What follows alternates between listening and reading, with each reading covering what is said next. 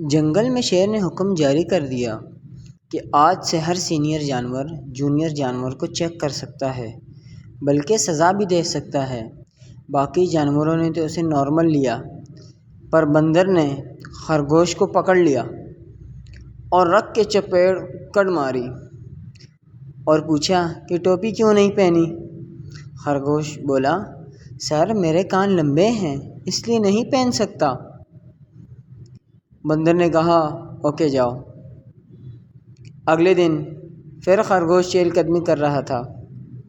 بندر نے اسے بلایا اور رکھ کے ایک کان کے نیچے دی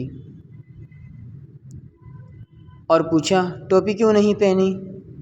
خرگوش نے روتے ہوئے کہا، کل بھی بتایا تھا کہ کان لمبے ہیں، نہیں پہن سکتا۔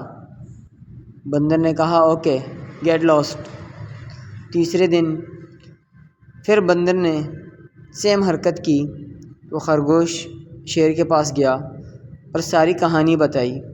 شیر نے بندر کو بلایا اور کہا، اسے تھوڑی چیک کرتے ہیں، اور بھی 100 طریقے ہیں، جیسے تم خرگوش کو بلاؤ اور کہو جاؤ سموسے لاؤ، اگر وہ صرف سموسے لائے تو پھڑکا دو چپیڑ اور کہو چٹنی کیوں نہیں لائے۔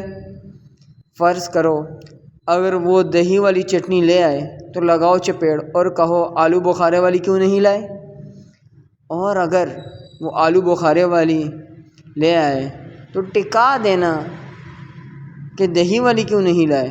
خرگوش نے ساری کنورزیشن سن لی۔ اگلے دن بندر نے خرگوش کو بلایا اور کہا، جاؤ سموسے لاؤ۔ خرگوش بھاگا بھاگا سموسے لے آیا۔ بندر نے پوچھا، چٹنی لائے ہو؟ خرگوش بولا، یس سر۔ بندر نے پھر پوچھا، کون سی؟ خرگوش بولا، سر دہی والی اور آلو بخارے والی دونوں لے کر آیا ہوں۔ بندر نے رکھ کے ایک چپیڑ ماری اور پوچھا، تو یہ دس ٹوپی کیوں نہیں پائی؟